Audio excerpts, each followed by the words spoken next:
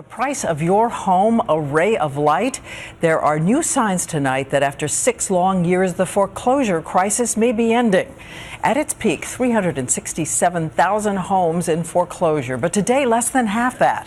And ABC's David Muir is here with the news for your neighborhood. David. It's about time, right, Diane? This is a huge drop tonight in foreclosures across the country. Home values on the rise, the housing market slowly recovering. And tonight, what we didn't know, what's suddenly driving that drop in foreclosures.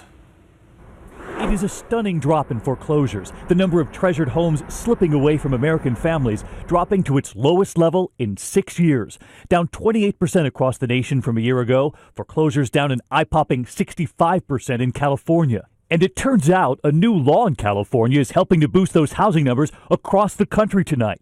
Susie Orman, quick to point out to us today, the banks there pushed to do something else, to finally allow homeowners to avoid foreclosure with what's called a short sale. Here's how it works. You owe $200,000 to the bank on your mortgage, but your house is only worth $150,000. Only worth $150,000, and the bank's finally allowing you to sell it for that. Are you still left owing that 50 grand though? You're not still left. They wipe it off the board. The change comes too late, though, for Stephanie Walker. She and her husband Bob, right before the collapse, sold their property, used the profits to buy bigger, what so many did.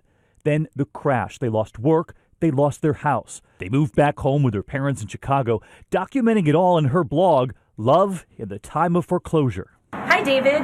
Welcome to our home. But tonight, reporting into World News, they're back on solid ground and back in California. This is my favorite room in the house. This time, renting.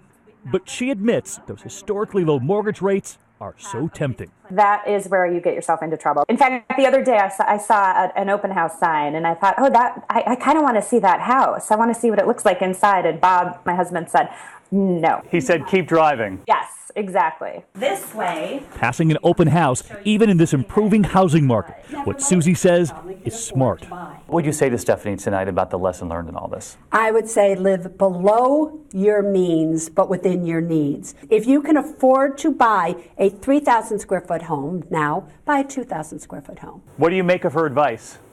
I think it's brilliant advice. It's hard, though, I think. It's really hard.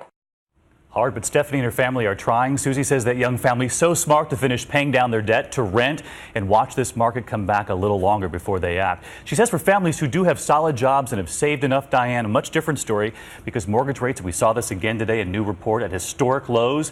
It is a good time to buy if everything else is in place for you.